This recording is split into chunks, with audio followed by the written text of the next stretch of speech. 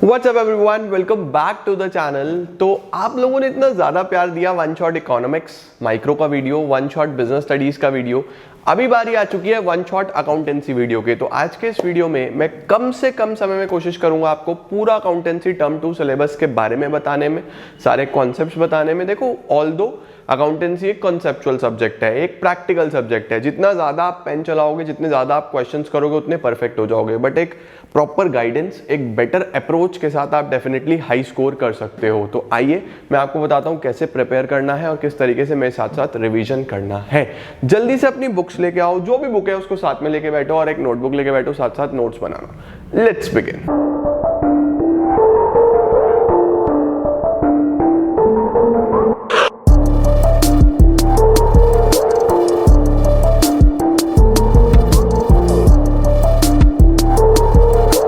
तो चलिए जी शुरुआत करते हैं हम लोग कंप्लीट रिवीजन की।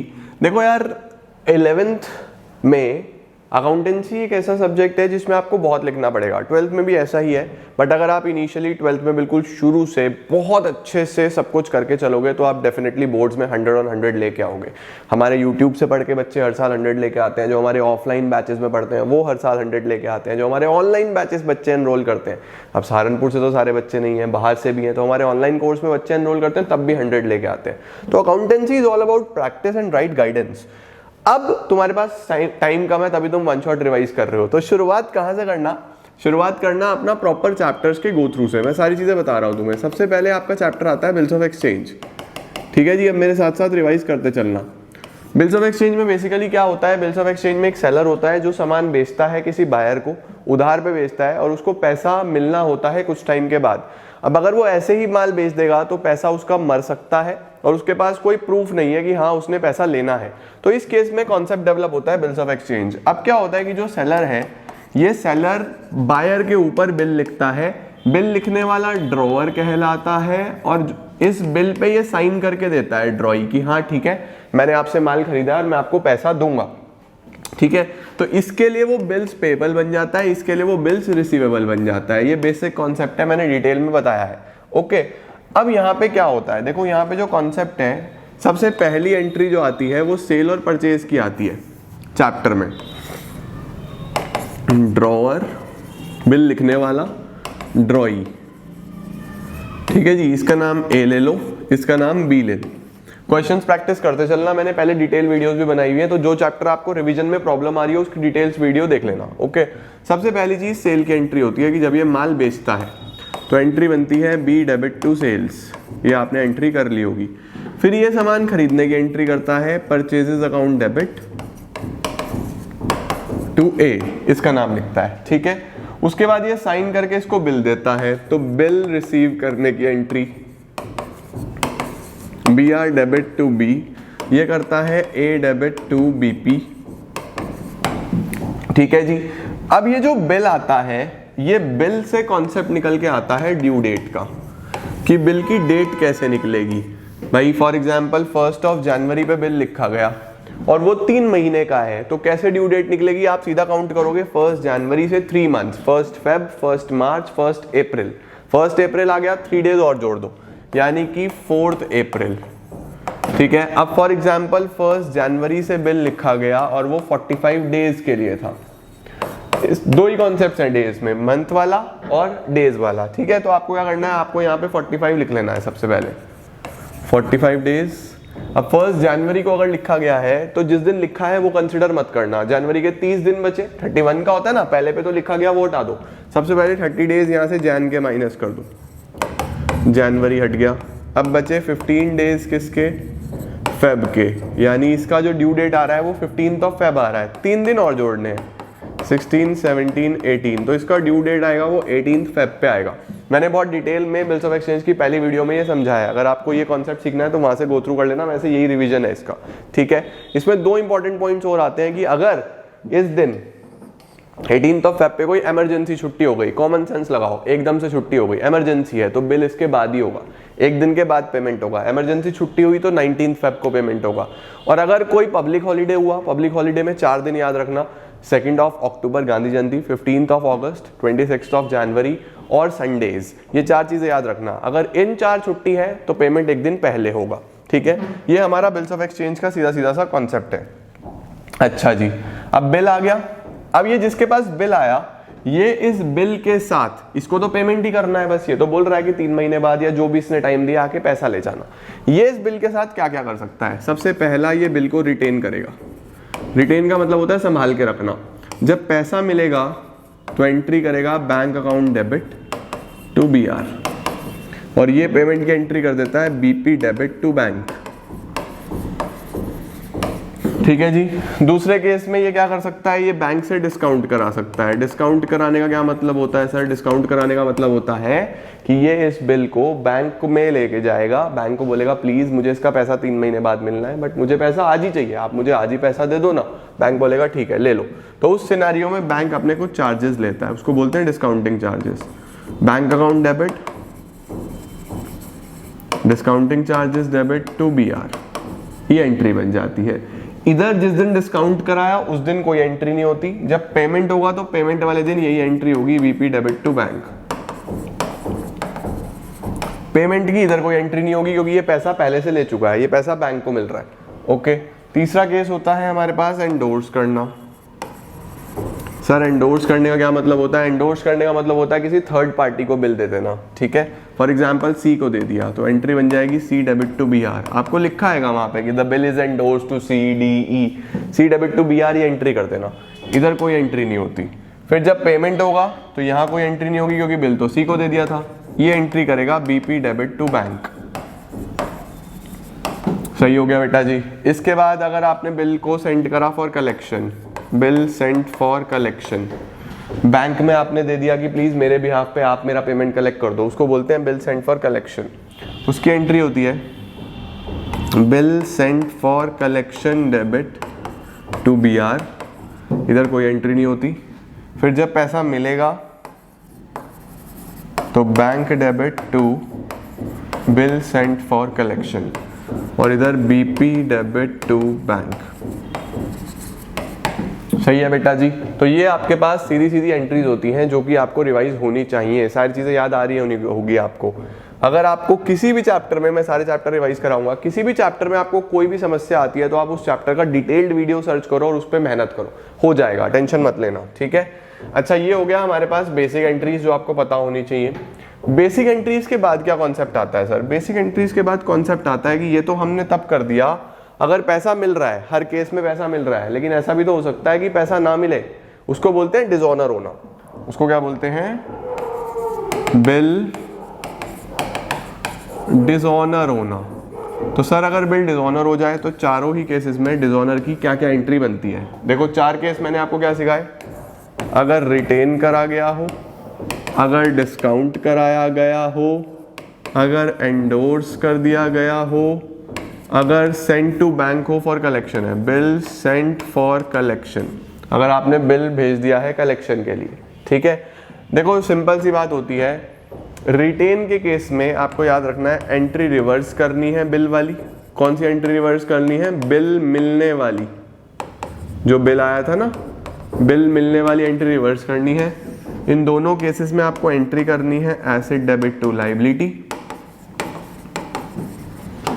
और यहाँ पे भी रिवर्स करनी है। यहाँ की तो मैं आपको भी बता देता हूँ क्या करनी है। देखो फॉर एग्जांपल जब आपके पास बिल आया था तो बिल आने की एंट्री क्या बनी थी? BR डेबिट टू B से आया था। अब अगर ये डिसऑनर हो गया तो इसको रिवर्स कर दो, B debit to BR to bank. ये सर बैंक किस चीज का है? ये है नोटिंग चार्जेस। आपको लिखा होगा कि नोटिंग चार्जेस इतने आए हैं। ठीक है। तो B debit to BR to bank, ये इसमें एंट्री बनती है। ओके।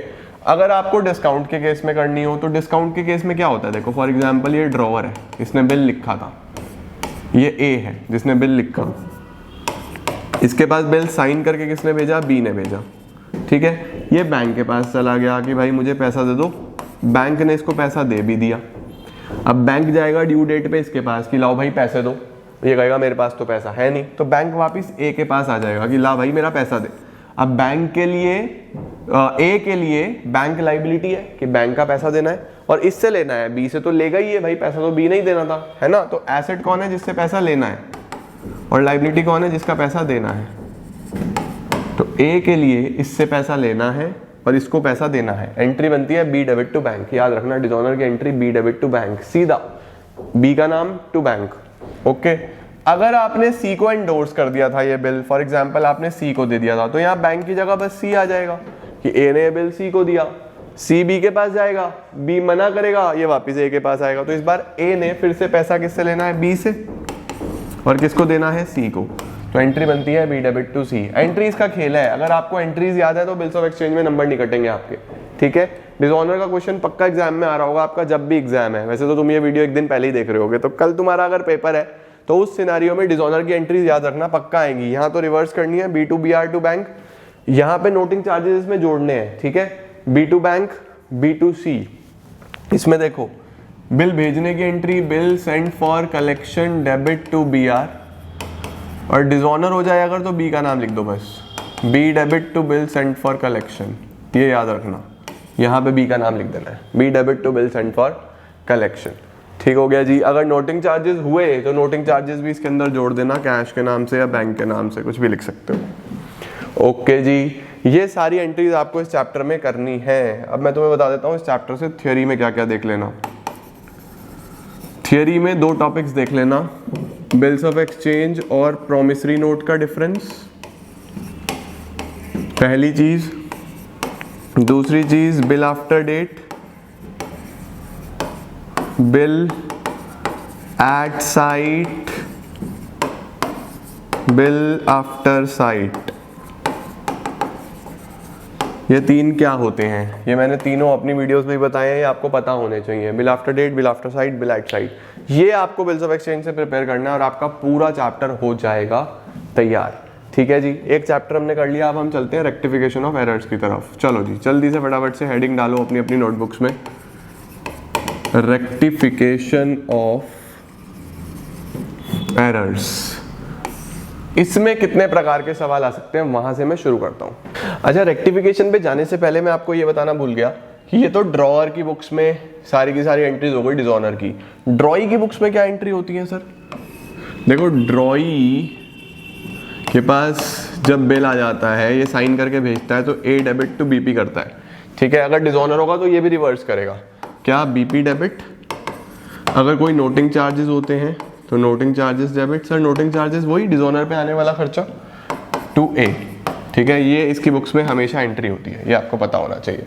चलो जी, अब चलते हैं रेक्टिफिकेशन ऑफ एरर्स पे। देखो, रेक्टिफिकेशन ऑफ एरर्स में सबसे पहले अगर मैं बात करूं थियरी की, तो आपको टाइप्स ऑफ एरर्स पता होने चाहिए।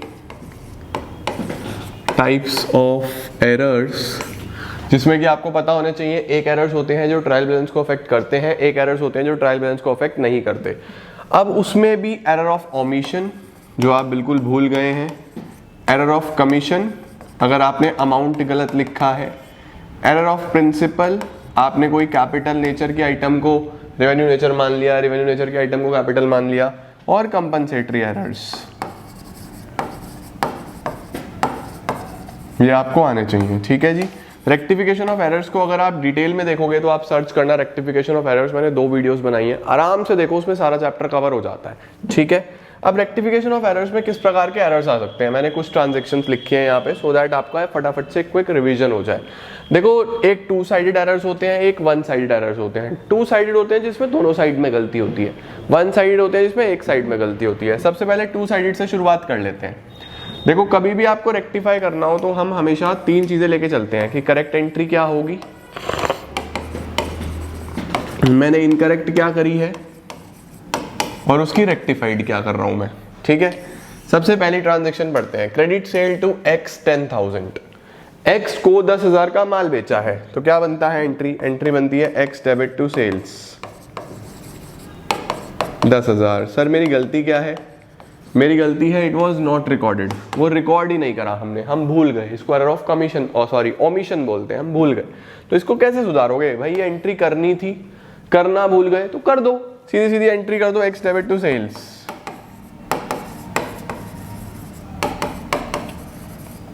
रेक्टिफिकेशन की दोनों वीडियो जरूर देखना। Number 2, credit sale to X 10,000 recorded as 1,000। देखो जी, क्रेडिट सेल टू एक्स 10,000, मुझे यही एंट्री करनी थी, एक्स डेबिट टू सेल्स 10,000। मैंने क्या करी है, रिकॉर्डेड एज 1000, मैंने करी है एक्स डेबिट टू सेल्स 1000। ध्यान से देखो, एक्स डेबिट होना था 10,000, एक्स डेबिट हुआ 1000, तो सर और कितना डेबिट करूं, डेबिट होना था 10 हुआ 1, और कितना डेबिट करूं, और डेबिट कर दो 9। भाई मैंने आपको 10,000 देने हैं, 1000 दे दिए तो 9 और दूंगा ना, एक्स डेबिट 9000। सेल्स क्रेडिट होना था 10, क्रेडिट हुआ है 1, तो और कर दो, टू सेल्स 9000, ठीक हो गया। अच्छा, credit sales to X 10,000, recorded as 11,000, 10 को 11 लिख दिया। अच्छा जी, यानी कि एक्स डेबिट टू सेल्स 10,000 10,000, आपने कर दिया एक्स डेबिट टू सेल्स 11,000 11,000, आपने 1000 एक्स्ट्रा कराए। अब चेक करो, एक्स डेबिट होना कितना था 10, आपने कर दिया 11, एक एक्स्ट्रा कर दिया ना। मैंने आपको 10,000 देने थे, 11 दे दिए, एक वापस लूंगा आपसे। वापस लेने के लिए क्या करोगे, क्रेडिट कर दो टू एक्स 1000, रिवर्स करना होता है, एक्स्ट्रा में रिवर्स करना होता है। और सेल्स क्रेडिट होना था 10, क्रेडिट हो गया 11, तो अब डेबिट करूंगा मैं 1000, वो जो एक्स्ट्रा क्रेडिट हुआ था ना, कैंसिल करने के लिए डेबिट कर दो। ऐसा होती है जब दोनों साइड में गलती हो, ठीक है। रेक्टिफिकेशन में दोनों साइड की एरर्स के लिए भी मैंने एक वीडियो बनाया है स्पेसिफिक, और वन साइड के लिए भी वीडियो बनाया है, आप बड़े ध्यान से उसको रिवाइज कर सकते हो। ऑलराइट, और अगर आप करके आए हो तो आपका कॉन्सेप्ट रिवाइज हो रहा होगा। अच्छा, अब यहां देखो, फिर से करते हैं, correct, incorrect, rectified, correct, incorrect, rectified. चलो सबसे पहले 2000 पेड फॉर फर्नीचर, हमने फर्नीचर के लिए 2000 पे करा, तो एंट्री बनेगी फर्नीचर डेबिट टू कैश।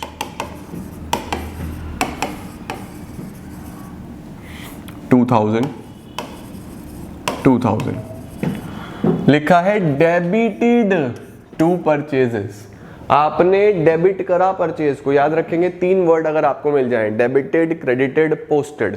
अगर आपको ये 3 शब्द दिख रहे हैं, या डेबिट या क्रेडिट या पोस्टेड, तो यानी सिंगल साइड की गलती है, एक तरफ गलती है, ठीक है।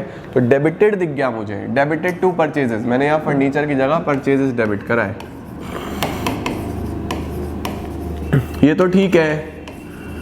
टू कैश 2000 क्रेडिट होना था, क्रेडिट हो भी गया, ये तो सही है। मुझे वैसे भी पता था गलती सिर्फ यहाँ पे है, फर्नीचर की जगह परचेजेस लिखा गया है। तो देखो फॉर एग्जांपल, मुझे आपको पैसे देने थे, मैंने किसी और को दे दिए, तो पहले उससे वापस लूं फिर आपको दे दूं, है ना।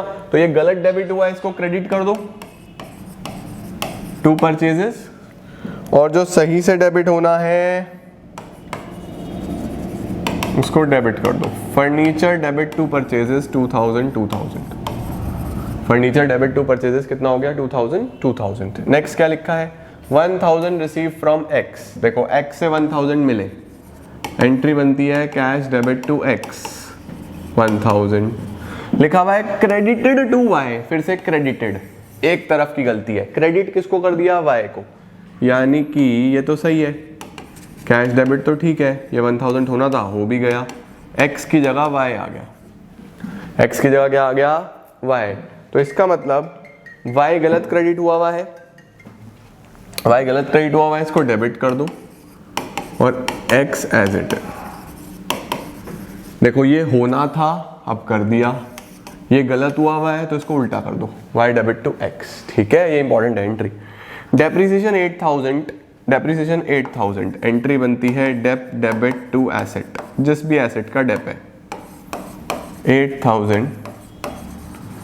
नॉट पोस्टेड, सिंगल साइड की गलती, नॉट पोस्टेड टू डेप अकाउंट, डेप में पोस्ट करना भूल गए हैं तो कर दो भाई, डेप में पोस्ट करना भूल गए हो तो कर दो, है ना। तो आप करोगे डेप डेबिट 8000, सर डेप डेबिट तो लिख दिया, ये तो सही था क्योंकि पोस्टेड वर्ड यूज हुआ है तो गलती एक तरफ की है, बस डेप में पोस्ट करना भूले हैं। तो सर क्रेडिट में क्या लिखे, कुछ है ही नहीं लिखने के लिए।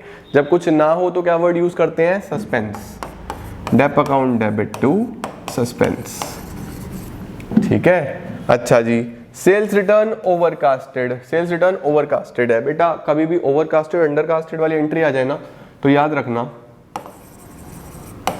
ओवरकास्टेड में रिवर्स करना है नेचर को, और अंडर कास्टेड में एज इट इज लिखना है, एज इट इज। अब सर ये किसको रिवर्स करना है? नेचर को। नेचर क्या? जैसे परचेज, इसमें 4 ही आएंगे आपके पास, purchase return, sales, sales return. Purchase का नेचर डेबिट है, इसका नेचर क्रेडिट है, इसका नेचर क्रेडिट है, इसका नेचर डेबिट है। ये आपको पता होना चाहिए कि इनके नेचर क्या है, ठीक है। अब सेल्स रिटर्न ओवरकास्ट है, ओवरकास्ट में रिवर्स करना है। सेल्स रिटर्न का नेचर क्या है? देखो सेल्स रिटर्न का नेचर डेबिट है। अगर ओवरकास्ट है ना तो इसको रिवर्स कर दो, क्रेडिट करोगे, सेल्स रिटर्न को क्रेडिट करोगे टू सेल्स रिटर्न, ठीक है। अब डेबिट में कुछ लिखने के लिए है ही नहीं तो क्या लिखोगे? सस्पेंस। कितने से ओवरकास्ट था ये? 100 से। याद रखना अगर अंडरकास्ट बोल रहा है ना, अंडरकास्ट में फॉर एग्जांपल लिखा हो परचेज अंडरकास्ट है तो परचेज डेबिट होता है ना, as it is, purchase debit to suspense. Purchase return undercast है तो ये क्रेडिट होता है, suspense to purchase return. Sales undercast है तो क्रेडिट होगा, suspense to sales. Sales return undercast है तो डेबिट होगा, sales return to suspense. Undercast में एज इट इज, ओवरकास्ट में उल्टी साइड लिख के दूसरी तरफ सस्पेंस लिख देना। बस इस प्रकार के आपके पास एरर्स आ सकते हैं रेक्टिफिकेशन ऑफ एरर्स में। होपफुली आप लोगों ने साथ साथ ये सभी एंट्रीज रिवाइज कर ली होंगी। इस चैप्टर का क्विक रिवीजन लेने के लिए आप दोनों वीडियोस ध्यान से देख सकते हो, सर्च करोगे आपको मिल जाएगी और मैंने प्लेलिस्ट भी बनाई है, ठीक है जी। अच्छा जी, चलो जी, ये हो गया हमारा रेक्टिफिकेशन। अगला चैप्टर सर कौन सा आता है? अगला चैप्टर आता है फाइनेंशियल स्टेटमेंट्स। चलो जी, फाइनेंशियल स्टेटमेंट्स रिवाइज करते हैं। सर फाइनेंशियल स्टेटमेंट्स में कितने प्रकार के क्वेश्चंस आ सकते हैं? सबसे पहले फॉर्मूला बेस्ड, फिर अकाउंट्स बेस्ड।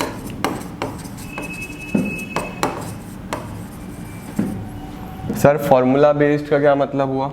फॉर्मूला बेस्ड का मतलब हुआ कि आप कॉस्ट ऑफ गुड्स सोल्ड निकाल के दिखाओ। फॉर्मूला पता होना चाहिए, opening stock plus net purchases plus direct expenses minus closing stock. आपको ये फॉर्मूला याद होने चाहिए, opening stock plus net purchases plus direct expenses minus closing stock, ठीक है।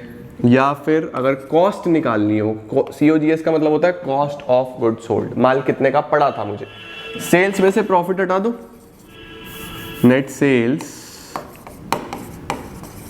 माइनस ग्रॉस प्रॉफिट, तो आपके पास क्या आ जाएगा? कॉस्ट ऑफ गुड्स सोल्ड, ठीक है। ठीक है sir.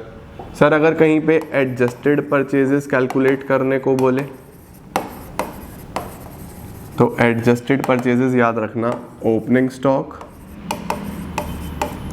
Plus net purchases minus closing stock, ये एडजस्टेड परचेजेस का फॉर्मूला होता है। सर अगर ग्रॉस प्रॉफिट निकालने को बोले कि जीपी निकालो तो जीपी का फॉर्मूला होता है sales minus cost of goods sold.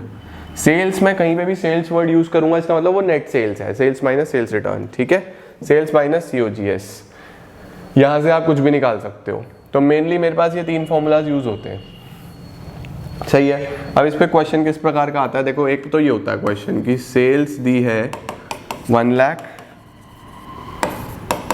और जीपी दिया है मेरे पास, फॉर एग्जाम्पल जीपी दिया है 33% ऑफ सेल्स। सपोज मुझे सेल्स भी दी है और जीपी दिया है 33% ऑफ सेल्स, तो ये तो सिंपल है। ग्रॉस प्रॉफिट कैसे निकलेगा? इस सेल्स का 33% कर दो, तो जीपी कैसे निकालूंगा? 33% इंटू सेल्स, तो आपके पास ये 33,000 आ जाएगा। वेरी सिंपल है ना। लेकिन अगर मैं बोल दूं कि यहाँ पे लिखा होता कि सेल्स तो है 1 लाख लेकिन जो जीपी है वो 50% ऑफ कॉस्ट है, अब क्या करोगे सर? ऐसे क्वेश्चंस आएंगे आपके एग्जाम में, सेल्स दिया है लेकिन जीपी 50% ऑफ कॉस्ट पे है, अब क्या करोगे? तो आपको क्या करना होगा? आपको इसको कॉस्ट से कन्वर्ट करना होगा सेल्स पे। ये भी मैंने आपको सिखाया है, फॉर्मूलाज कराए हैं। कॉस्ट से किस पे कन्वर्ट कर लो? सेल्स पे। अगर आपको ये नहीं आता तो फाइनेंशियल स्टेटमेंट्स का वीडियो देख लो, आराम से कवर कर लेना। मेरा रिवीजन कराने का पर्पज ही है, आपको पता चल जाए एग्जाम में आएगा क्या क्या। नहीं आता तो वीडियो देखो, फटाफट से अपना प्रिपरेशन कर लो, ठीक है। अच्छा अब देखो कन्वर्जन कैसे होता है। फॉर एग्जाम्पल कॉस्ट पे कोई भी चीज़ x अपॉन वाई है, जैसे 50% है तो ये 50 अपॉन 100 है, या फिर मैं इसको 1 अपॉन 2 भी बोल सकता हूँ, है ना। तो इसको आप सेल्स पे कैसे लाओगे, कॉस्ट से अगर सेल्स पे लाना हो x upon x plus y, ठीक है, यानी कि 1 अपॉन 1 प्लस 2, 1/3 ऑन सेल आ जाएगा ये, 1/3 ऑन सेल, ठीक है। और अगर ये सेल्स पे दिया हो, इसे कॉस्ट पे लाना हो, अगर सेल्स पे कोई फ्रैक्शन x अपॉन वाई है तो वो कॉस्ट पे कैसे आएगा, x upon y minus x, ठीक है। ये मैंने पूरा डिटेल में कराया है आप लोगों को, आपने वीडियो देखा हुआ होगा, नहीं देखा होगा तो अब चेक कर लो, ठीक है जी। ये आपको पता होना चाहिए कि सेल से कॉस्ट पे, कॉस्ट से सेल्स पे कैसे जाना है, ये भी हमने पढ़ा है इसके अंदर। दूसरे हमारे पास अकाउंट बेस्ड क्वेश्चन आ जाते हैं। सर अकाउंट बेस्ड में क्या होता है, अकाउंट बेस्ड में बोलता है कि ट्रेडिंग अकाउंट बना के दिखाओ, प्रॉफिट एंड लॉस अकाउंट बना के दिखाओ, बैलेंस शीट बना के दिखाओ। तो आपको याद रखना है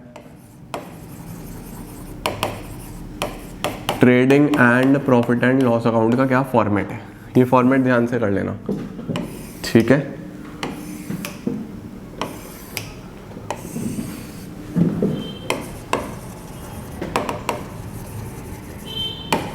पर्टिकुलर्स अमाउंट शुरुआत होती है ओपनिंग स्टॉक के साथ, हमेशा ओपनिंग स्टॉक दिखेगा तो यहाँ लिख देना। उसके बाद परचेजेस पहले यहाँ इनर कॉलम में लिखना, ठीक है। उसके बाद यहाँ से माइनस करना परचेज रिटर्न, ये माइनस कर देना यहाँ बाहर। फिर यहाँ पे सेल्स पहले यहाँ पे लिखना, इसमें से माइनस करना सेल्स रिटर्न, अमाउंट बाहर लिख देना। फिर यहाँ पे लिखना क्लोजिंग स्टॉक, ठीक है जी। Opening stock, purchase minus purchase return, sales minus sales return, closing stock. उसके बाद यहाँ पे आप क्या लिखोगे, to direct expenses. Sir direct expenses कौन से होते हैं, मैंने 4 चीज़ें आपको समझाई हैं।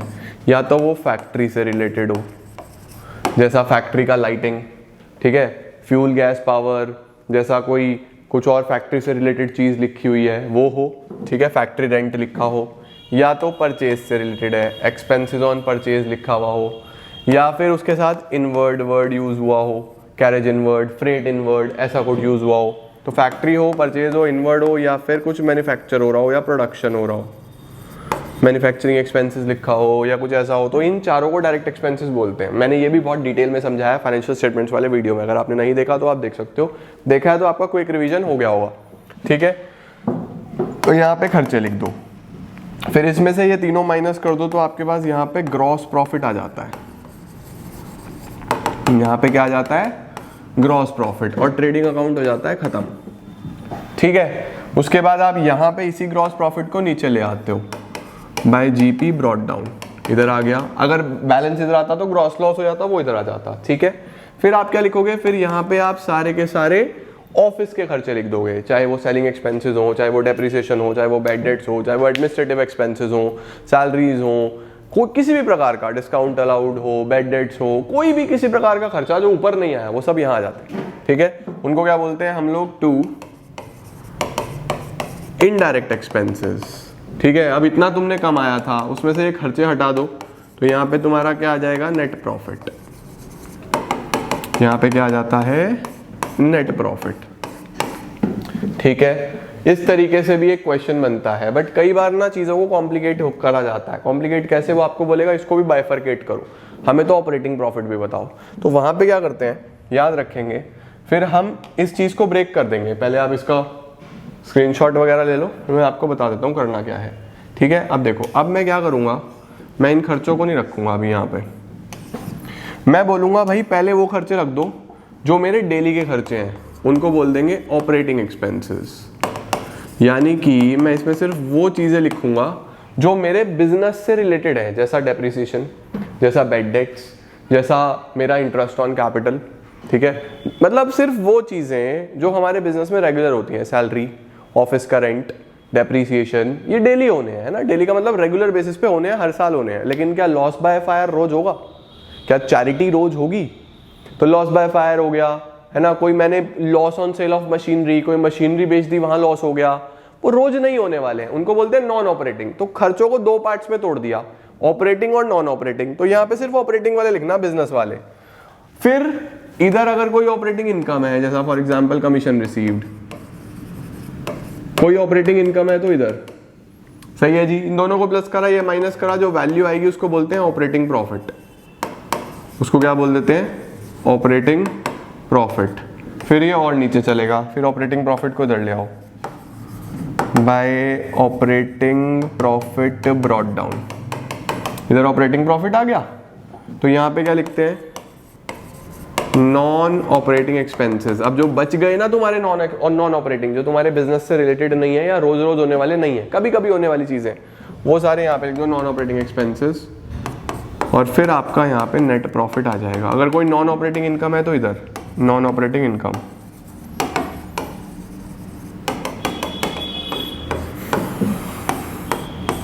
ये आपका नेट प्रॉफिट आ जाएगा, जो कहाँ पे ऐड होता है? जाके कैपिटल में। ठीक है, तो दिस इज द वे जो आपका ट्रेडिंग P&L बनता है। ये मैंने काफी डिटेल में आपको वीडियो में भी समझाया हुआ, आपने देखी भी होगी, नहीं देखी तो अब देख लो। ओके, इसके बाद सर बैलेंस शीट कैसे बनता है? बैलेंस शीट बनाने के भी दो तरीके होते हैं, मैं आपको भी बता देता हूँ। सबसे पहले याद रखेंगे आप लोग क्या, कि इधर आपकी लाइबिलिटीज आएंगी, यानी वो चीज जिसका आपको पैसा देना है किसी का भी। इधर आपके एसेट्स आएंगे। सबसे पहले करंट एसेट्स आ जाएंगे। सर करंट एसेट्स कौन से होते हैं? जो एक साल के अंदर अंदर कैश में कन्वर्ट हो जाते हैं, है ना, आपका cash, bank balance, bills receivable सारे। उसके बाद नॉन करंट एसेट्स आ जाएंगे। सर नॉन करंट एसेट्स जो एक साल से ज़्यादा चलते हैं। ठीक है, अरे भाई अभी कर लेना कॉल। नॉन करंट एसेट्स कौन कौन से हो जाते हैं मेरे पास? प्लांट मशीनरी, फर्नीचर, लंबे समय तक चलने वाले। ठीक है, इधर आपकी सबसे पहले current liability, bank overdraft, creditor. ठीक है, फिर non current liability, bank loan, debenture, ये नॉन करंट होती है। फिर कैपिटल, कैपिटल से अगर कुछ पैसा निकला है, ड्रॉइंग्स है तो माइनस, नेट प्रॉफिट जो हुआ वो प्लस, लॉस होता तो माइनस। ठीक है, ये माइनस, अमाउंट बाहर। ये आपका बैलेंस शीट दोनों साइड मैच करता है। ओके, इस ऑर्डर को बोलते हैं ऑर्डर ऑफ लिक्विडिटी। इस ऑर्डर को क्या बोलते हैं? Order of liquidity. यानी मैंने पहले वो चीज लिखी है जो कैश में पहले कन्वर्ट होगी, बाद में वो लिखी है जिसमें समय लगेगा, जो कैश में बाद में आएगी। अगर इसका उल्टा कर दूं तो वो होता है ऑर्डर ऑफ परमानेंस। तो ऑर्डर पलट देना, ये सबसे ऊपर, ये बीच में, ये सबसे नीचे, ये रिवर्स हो जाएंगे। उसको बोलते हैं ऑर्डर ऑफ परमानेंस। तो बैलेंस शीट दो तरीके से बनती है, लिक्विडिटी, परमानेंस। एग्जाम में अगर कुछ नहीं बताया तो लिक्विडिटी में बना के आनी है, इसीलिए आप इसी को बैलेंस शीट मानोगे। स्पेसिफिकली परमानेंस बोलेगा तो इसका ऑर्डर उल्टा कर देना, ये ऊपर, ये नीचे, ये सबसे ऊपर, ये सबसे नीचे, बीच में ही रहेगा। ठीक है, इस तरीके से आपका फाइनेंशियल स्टेटमेंट्स चलता है। तो फाइनेंशियल स्टेटमेंट्स में दो प्रकार के क्वेश्चंस आते हैं, फॉर्मूला बेस्ड जो मैंने आपको बताए, और अकाउंट बेस्ड। ठीक है जी, इसके बाद क्या होता है सर? उसके बाद ना यही वाला चैप्टर आगे खींचता है, इसी वाले चैप्टर में और एडजस्टमेंट्स डाल देता है। एडजस्टमेंट का मतलब क्या होता है सर? एडजस्टमेंट का मतलब होता है कि ये बोलता है कि आपने सारा काम कर लिया लेकिन आप ये चीजें करनी भूल गए, तो आप प्लीज ये चीजें भी करके दिखाओ। अब जितनी भी एडजस्टमेंट्स होती है ना बच्चे, तो ऑलवेज रिमेंबर कि एडजस्टमेंट कम से कम दो जगह पे आएंगी। सर कौन सी कम से कम दो जगह हो सकती है? बेटा हो सकता है वो ट्रेडिंग में एडजस्ट हो और बैलेंस शीट में एडजस्ट हो सकता है वो प्रॉफिट एंड लॉस में एडजस्ट हो और बैलेंस शीट में एडजस्ट हो सकता है वो ट्रेडिंग में एडजस्ट हो और P&L में एडजस्ट हो, कुछ भी हो सकता है ना। तो सर कितनी एडजस्टमेंट्स हैं जो हमें पढ़नी है? आ जाओ जी, मैं तुम्हें एडजस्टमेंट्स कराता हूँ ताकि आपका एक रिवीजन हो जाए। हाँ जी, तो मैंने ढूंढ ली है सारी की सारी एडजस्टमेंट्स। आपके पास जो सबसे पहली एडजस्टमेंट आती है वो कौन सी आती है सर? सबसे पहली एडजस्टमेंट होती है बेटा जी, याद रखेंगे, इनकी ट्रीटमेंट याद रखना बस। ठीक है, सबसे पहला होता है क्लोजिंग स्टॉक। क्लोजिंग स्टॉक की अगर एंट्री करने को बोले तो एंट्री भी लिखी है क्लोजिंग स्टॉक टू ट्रेडिंग, लेकिन एंट्री का सच कोई काम नहीं है। क्लोजिंग स्टॉक को याद रखेंगे, तो ट्रेडिंग के क्रेडिट में आता है, मैंने आपको लिखवाया था, तो ट्रेडिंग के तो क्रेडिट में और बैलेंस शीट के एसेट्स में। भाई स्टॉक है तो एसेट्स ही होगा, है ना, वो P&L में नहीं आता, ट्रेडिंग के क्रेडिट में और एसेट में। ओके, दूसरा एडजस्टमेंट आता है आउटस्टैंडिंग एक्सपेंसेस। आउटस्टैंडिंग एक्सपेंसेस का मतलब क्या होता है बेटा? आउटस्टैंडिंग एक्सपेंसेस का मतलब होता है इस साल का खर्चा है और पे करना रह गया है, ड्यू है तो इसी साल का खर्चा ना, तो आपको क्या करना है, जो भी खर्चा है उसमें ऐड कर देना है। अगर वो खर्चा ट्रेडिंग में है, फॉर एग्जांपल वेजेस आउटस्टैंडिंग है तो वेजेस ट्रेडिंग में आता है तो उसमें जुड़ेगा। फॉर एग्जांपल सैलरी आउटस्टैंडिंग है तो वो P&L में आता है, उसमें जुड़ेगा, क्योंकि इसी साल का खर्चा है, देना रह गया। तो जो भी खर्चा है उसमें जोड़ो, प्लस लाइबिलिटी में लिख दो कि भाई देना रह गया तो मेरी लाइबिलिटी हुई ना, लाइबिलिटी में लिख दो। ठीक है, तो इसमें भी आ सकता है, इसमें भी, इन दोनों में से एक में ही आएगा, है ना। अच्छा, प्रीपेड का मतलब अगले साल का अभी दे दिया। अब भाई अगर अगले साल का अभी दे दिया तो उसे हटाओ इस साल की बुक्स में से, भाई वो तो अगले साल का है ना, तो इस साल क्यों लिख रहे हो, हटाओ। तो क्या करना है, माइनस कर देना है। फॉर एग्जाम्पल कोई ट्रेडिंग वाला आइटम हुआ, अगर ट्रेडिंग वाला आइटम है तो वहां से माइनस कर दो। सपोज प्रीपेड वेजेस है तो वेजेस ट्रेडिंग में आता है ना, वहां से माइनस कर दो। प्रीपेड सैलरी है, प्रीपेड रेंट है तो वो P&L में से माइनस कर दो। तो जो भी पर्टिकुलर चीज का है वो तभी उसमें से हमें उसको माइनस कर देना है, और दूसरी जगह कहां पे आएगा, वो एसेट्स में आएगा। ठीक है, क्योंकि आपने कोई भी पैसा एडवांस दिया, that is your asset always. अगली एडजस्टमेंट आती है मेरे पास डेप्रिसिएशन। सर डेप्रिसिएशन का मतलब क्या होता है, डेप्रिसिएशन का मतलब होता है किसी एसेट का वैल्यू कम हो जाना। तो आप क्या करोगे, एक तो उसको प्रॉफिट एंड लॉस अकाउंट के डेबिट साइड में लिखोगे, क्योंकि कोई भी एक्सपेंस लॉस हो वो फैक्ट्री से रिलेटेड तो है नहीं ना मैन्युफैक्चरिंग से, तो वो P&L के डेबिट में ही आएगा और एसेट में से माइनस कर दोगे। ठीक है, फिर आता है एक्रूड इनकम। वो होता है इनकम कमा लिया लेकिन अभी तक रिसीव नहीं हुआ, यानी कि income earned but not received. Sir इसका क्या मतलब हुआ, कमा लिया रिसीव नहीं हुआ, है तो इसी साल का इनकम ना, तो इनकम में जोड़ दो। अब अगर वो ट्रेडिंग में कहीं इनकम से रिलेटेड है, ट्रेडिंग में तो कोई इनकम आती नहीं है ना, वहां तो क्लोजिंग स्टॉक और सेल्स आता है, तो P&L में ही ऐड होगा पर्टिकुलर इनकम में और एसेट्स में आ जाएगा। सर एसेट में क्यों, क्योंकि मेरा पैसा है, मुझे लेना है, एसेट में आएगा, है ना। अनअर्न्ड का क्या मतलब होता है, सर अनअर्न्ड का मतलब होता है income received in advance. For example मैंने आपको बोला कि आपने हमारा क्लास 12th में ऑनलाइन कोर्स लिया, ठीक है, बहुत सारे बच्चे लेते हैं एवरी ईयर, तो आपने अगर हमारा ऑनलाइन कोर्स लिया तो आपने अपना एनुअल पैकेज ले लिया, पूरे साल का अपना फीस सबमिट कर दिया कि यार मुझे 12th पढ़नी है सर से, उसके बाद मुझे आगे कोई कॉम्पिटिटिव कोर्स करना है, कुछ भी करना है वो भी हम करा देंगे। तो आपने एक पैकेज ले लिया, ठीक है, पैकेज ले लिया, आपने पे कर दिया। अब मैं अपने मेरे पॉइंट ऑफ व्यू से सोचना, मेरे लिए क्या वो रिसीव्ड इन एडवांस है, इनकम मिली लेकिन अगले पूरे साल की, ठीक है, तो मैं क्या करूंगा, मेरे लिए वो लाइबिलिटी है, भाई मुझे पढ़ाना है ना पूरे साल, तो कभी भी एडवांस में मिले तो लाइबिलिटी, ठीक है, और इनकम में से माइनस, क्योंकि वो अगले साल का है। फॉर एग्जांपल मैंने मार्च में आपको वो कोर्स दे दिया, शुरू तो अप्रैल से हो रहा है ना, अगले साल की इनकम है तो इस साल तो नहीं लिख सकता, तो माइनस कर दूंगा मैं इनकम में से और लाइबिलिटी में दिखाऊंगा। ठीक है, इसके बाद क्या आता है सर, इसके बाद आती है हमारे पास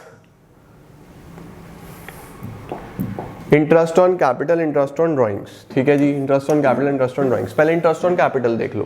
आपको पता होना चाहिए कि बिजनेस अलग है और ऑनर अलग है ना।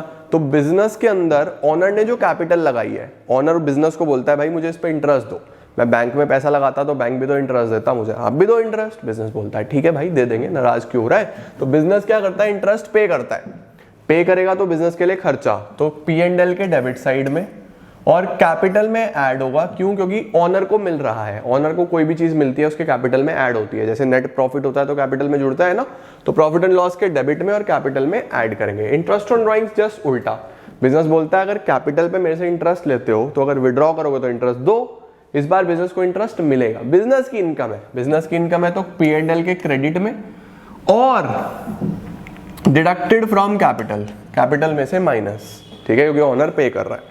Then we have interest on loan. Interest on loan basically ये आउटस्टैंडिंग इंटरेस्ट होता है कि ये इंटरेस्ट देना है, देना रह गया है, तो P&L के डेबिट में इंटरेस्ट देना है, और दूसरा लाइबिलिटी में लिख देते हैं कि ये मेरा लोन पेबल है। ठीक हो गया जी। इसके बाद अब ये हमारे इंपॉर्टेंट है चारों, ये आपको अच्छे से आने चाहिए। अब इसका आपको ध्यान रखना है कि ये कितनी इंपॉर्टेंट एडजस्टमेंट्स हैं। सबसे पहले हमारे पास आ रहा है बैड डेट्स, फिर प्रोविजन फॉर डाउटफुल डेट्स, उसके बाद provision for discount on debtors. इसमें मैं आपको छोटा सा टेक्निक बता देता हूं, बस वो याद रखना, ठीक है। जैसा मैंने आपको बोला कि आपको इन्हें दो जगह एडजस्ट करना है, ठीक है। देखो डेटर में से आपको क्या करना है, डेटर आपका एसेट में होगा बैलेंस शीट में, ठीक है। डेटर में से आपको बैड डेट्स भी माइनस करना है, अगर कोई फर्दर बैड डेट होगा तो वो भी माइनस करना है। उसके बाद जो वैल्यू आएगी, फॉर एग्जाम्पल डेटर 1 लाख का है, 10,000 के बैड डेट्स हो गए, ठीक है जी। फॉर एग्जाम्पल आपके फर्दर बैड डेट्स ही ले लो, बस फर्दर बैड डेट्स है 10,000 या बैड डेट्स है 10,000, वो एक ही बात है।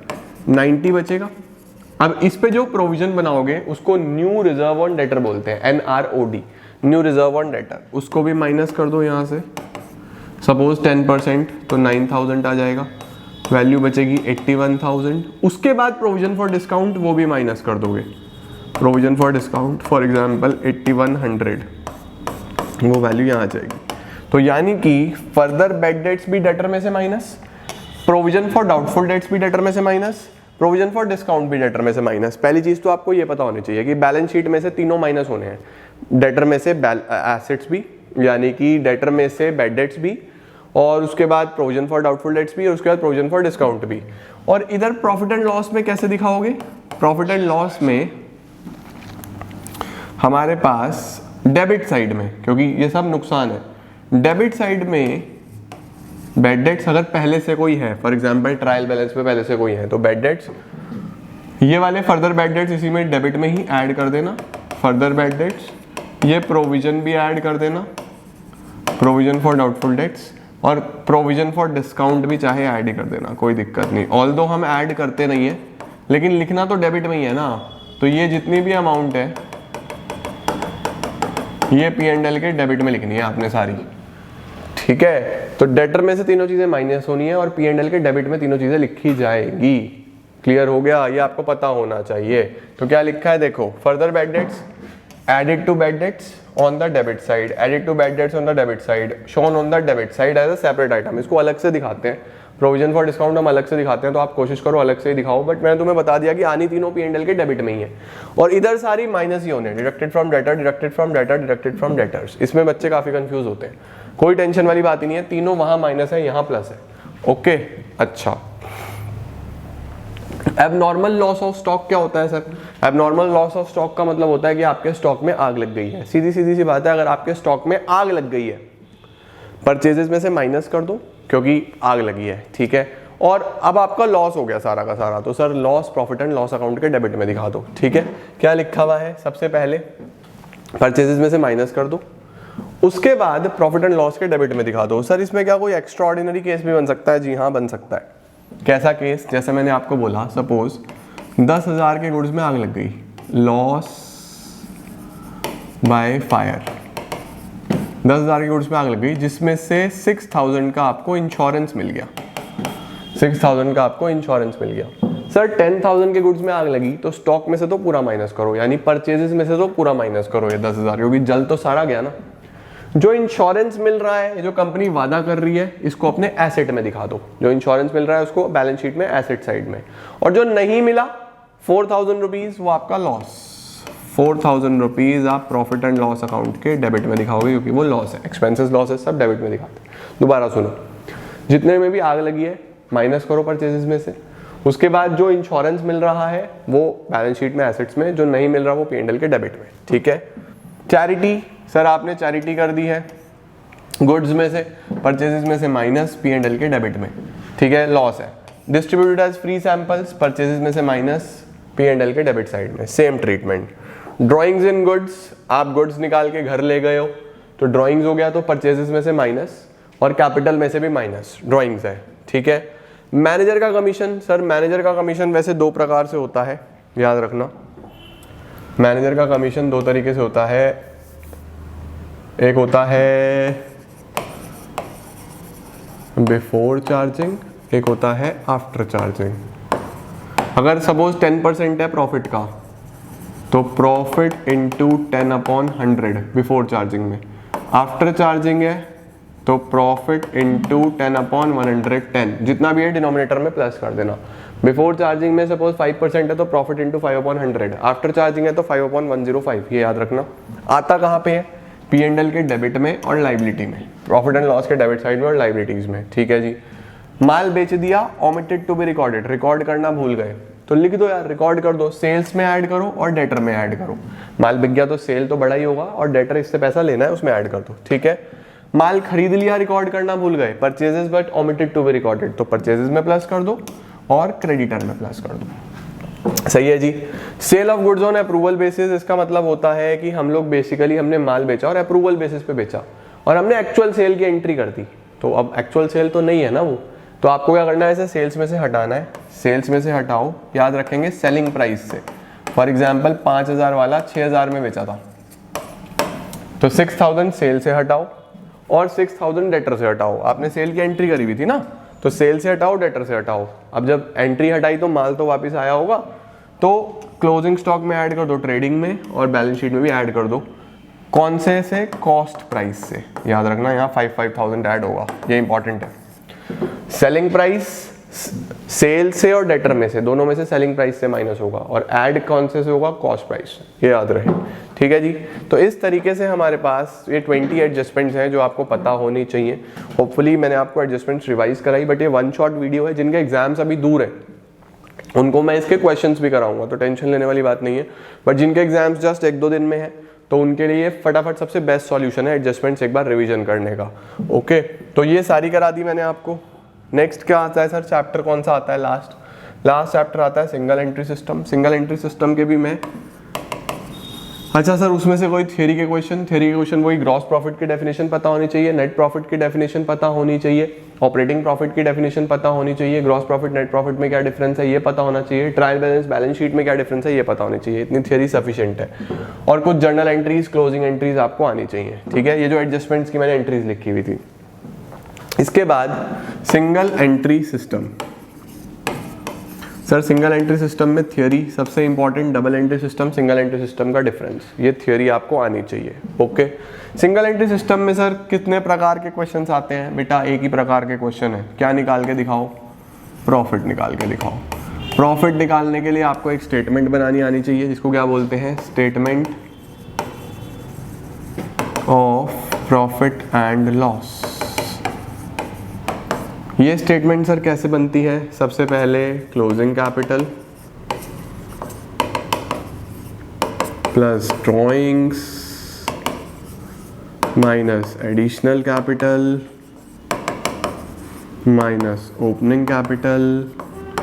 यहाँ पे क्लोजिंग कैपिटल, इसमें प्लस कर दो ड्रॉइंग्स, एक वैल्यू आ जाएगी, उसमें से माइनस कर दो एडिशनल कैपिटल, माइनस कर दो ओपनिंग कैपिटल। तो ये आपके पास जो वैल्यू आएगी इसको हम क्या बोलते हैं, प्रॉफिट। अगर ये वैल्यू नेगेटिव में आ जाए तो क्या बोलते हैं, लॉस। ठीक है, पॉजिटिव आएगी तो प्रॉफिट, नेगेटिव आएगी तो लॉस, ये आपको पता होना चाहिए।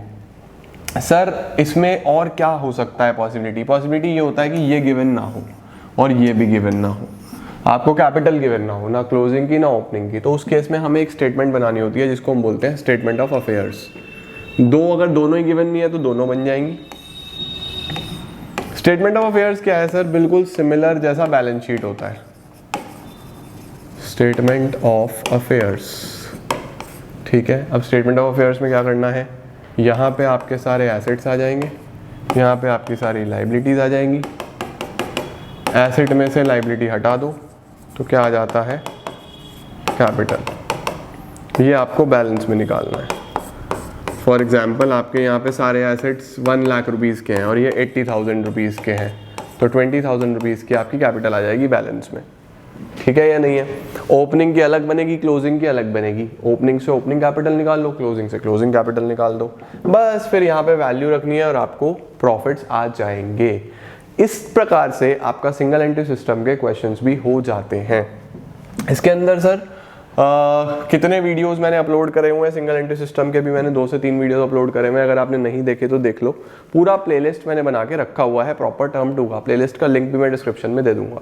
तो आई थिंक आप लोगों को पूरा रिवीजन हो गया होगा क्विकली। किस किस चीज़ का मैंने आपको बिल्स ऑफ एक्सचेंज की सारी एंट्रीज रिवाइज करा दी, रेक्टिफिकेशन की मैंने आपको थ्योरी बता दी और बेसिक एंट्रीज सारी रिवाइज करा दी। फाइनेंशियल स्टेटमेंट्स में मैंने आपको फॉर्मूलाज सारे रिवाइज करा दिए, ट्रेडिंग P&L बैलेंस शीट का फॉर्मेट रिवाइज करा दिया। विद एडजस्टमेंट्स में मैंने आपको सारी की सारी एडजस्टमेंट्स रिवाइज करा दी। और सिंगल एंट्री सिस्टम में भी मैंने, यानी कि आपका इनकम्प्लीट रिकॉर्ड्स में भी मैंने आपको सारा प्रॉपर प्रॉफिटेबिलिटी और स्टेटमेंट ऑफ अफेयर्स का भी फॉर्मेट रिवाइज करा दिया। अब आपको इन चैप्टर्स में से कोई भी चैप्टर स्पेसिफिक जो नहीं आ रहा, फॉर एग्जाम्पल आपको बिल्स ऑफ एक्सचेंज नहीं आ रहा, तो बिल्स ऑफ एक्सचेंज का प्रॉपर वीडियो है, उसको आप एक बार चेक कर लो, ठीक है। रेक्टिफिकेशन आपको नहीं आ रहा, रेक्टिफिकेशन का वीडियो है उसको देख लो। फाइनेंशियल स्टेटमेंट आपको नहीं आ रहा, फाइनेंशियल स्टेटमेंट का वीडियो है उसको देख लो।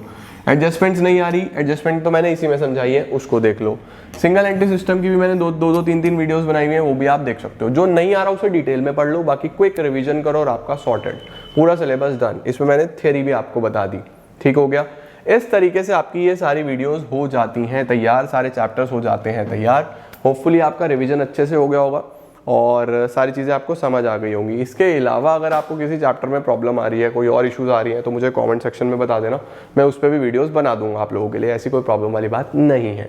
तो अच्छे से प्रिपेयर करो। All the very best everyone. मैं आपको जल्दी से मिलता हूँ कुछ और नई वीडियोज़ के साथ, और कुछ और नया, कुछ बड़ा, कुछ अच्छा करते हैं। All the very best, give your best और एग्जाम्स में बहुत अच्छा स्कोर करके आना। Thank you so much.